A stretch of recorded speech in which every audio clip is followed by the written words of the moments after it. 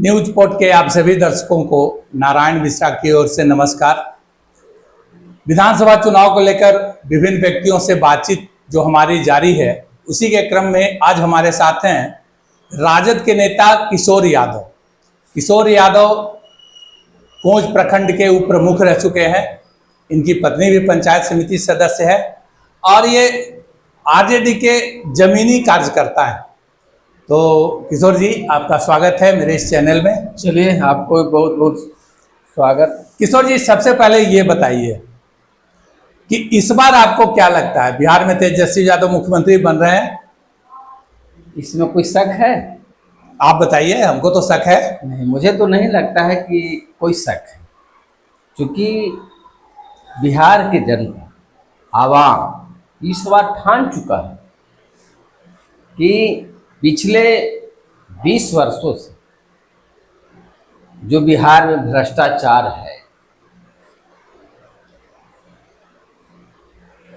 अपराध बढ़ा है,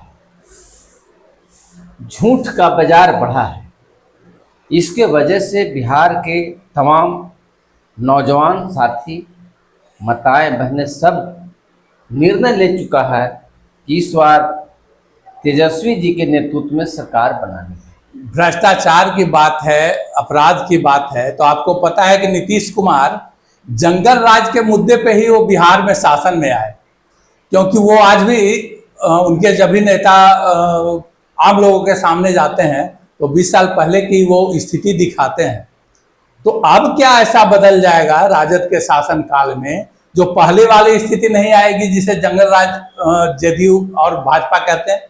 आप 17 महीना की जो सरकार चली, तेजस्वी जी उप मुख्यमंत्री बने, उनका जो कार्य करने का जो शैली आपने देखा हो कि किस तरह से बिहार में शासन प्रणाली उतने ही दिन में बहुत कुछ सुधार हुई थी। जो बेरोजगारी थे, आदरणीय तेजस्वी जी 2020 के चुनाव में बोले थे कि जब हम सत्ता में आएंगे तो 10 लाख नौकरी युवाओं को देंगे। लेकिन जदयू वाले तो कहते हैं कि मेरे कारण हुआ जो नौकरी बढ़ी इस 5 साल में बिहार में, वो जदयू के नीतीश कुमार उसका श्रेय लेते हैं। अच्छा, एक बात बताइए कि जदयू और बीजेपी आज तक के झूठ का बाजार लगाया, अगर श्रेय लेते तो 15 साल तो सत्ता में वही थे, युवाओं के नौकरी देने में कोई रोक रहा था क्या? आखिर क्या कारण हुआ कि जब तेजस्वी जी 20 में घोषणा करते हैं,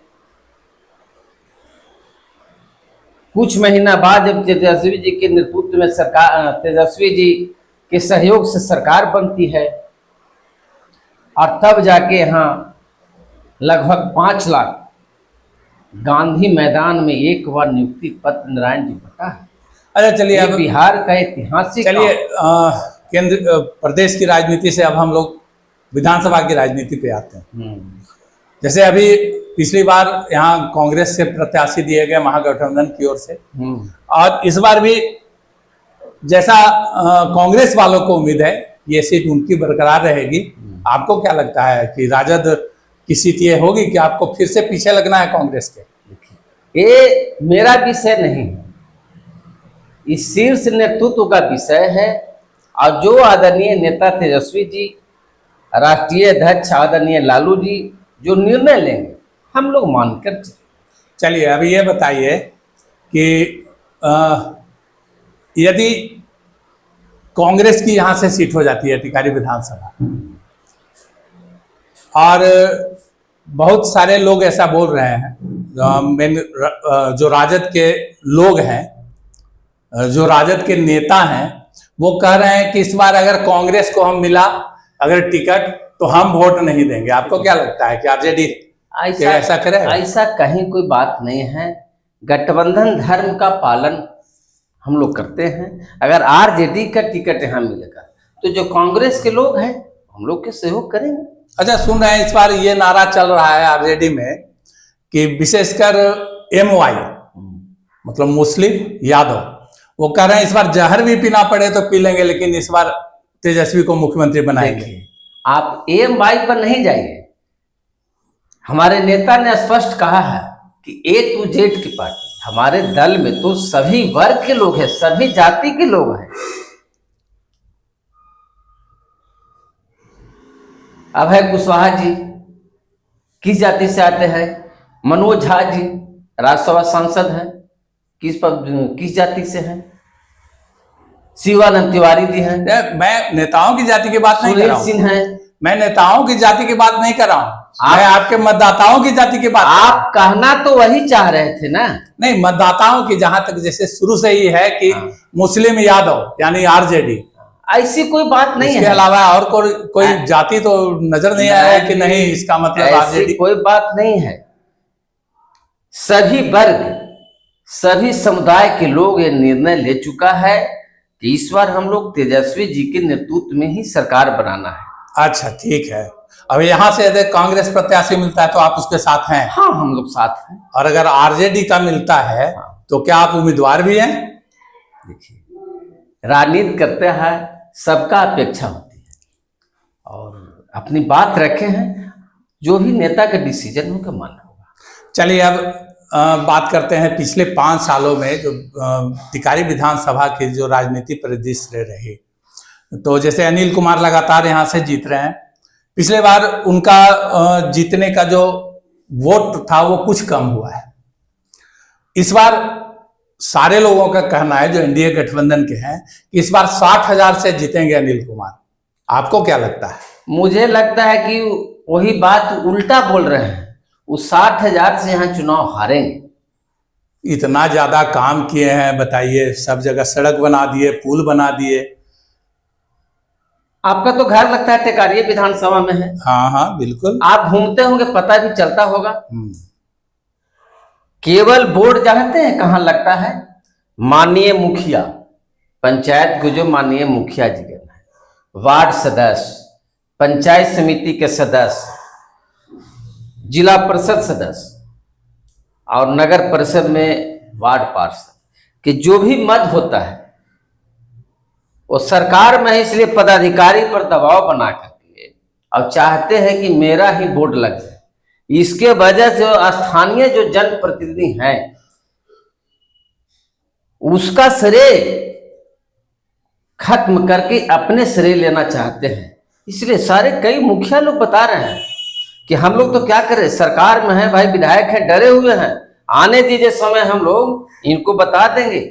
मतलब जितना वोट नहीं देंगे लोग, जो प्रतिनिधि हैं सो। अच्छा, एक बात बताइए, काम कीजिए, आओ सर, ये लोग कोई साथ रहेगा का?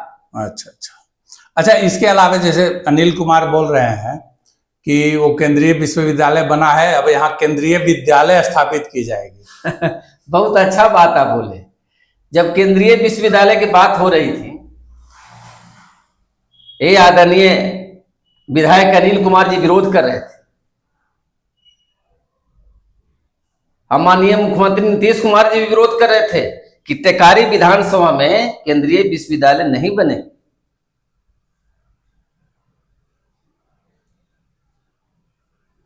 अब अगर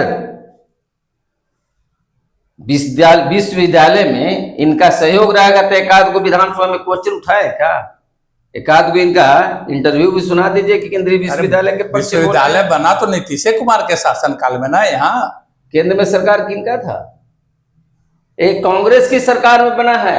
अब आपको पता होगा नारायण बाबू कि आदरणीय नेता लालू प्रसाद जी और रघुवंश बाबू आकर के दरियापुर क्या कहते हैं फील्ड पर शिलान्यास कर चुके थे और कहे थे कि जब भी केंद्रीय विश्वविद्यालय बनेगा तो इसी जमीन पर बनेगा। और आईटीआई भी तो बनवाए, पॉलिटेक्निक बनवाए, 10 गो 20 गो 50 गो पुल बनवा दिए। कहाँ पुल बना दिए हैं? पुल आपको पता है ना कि सब पुल, कितना पुल तो चूहा खा जा रहा है, ढह रहा है पुल। टिकारी में तो नहीं ढहा है कोई।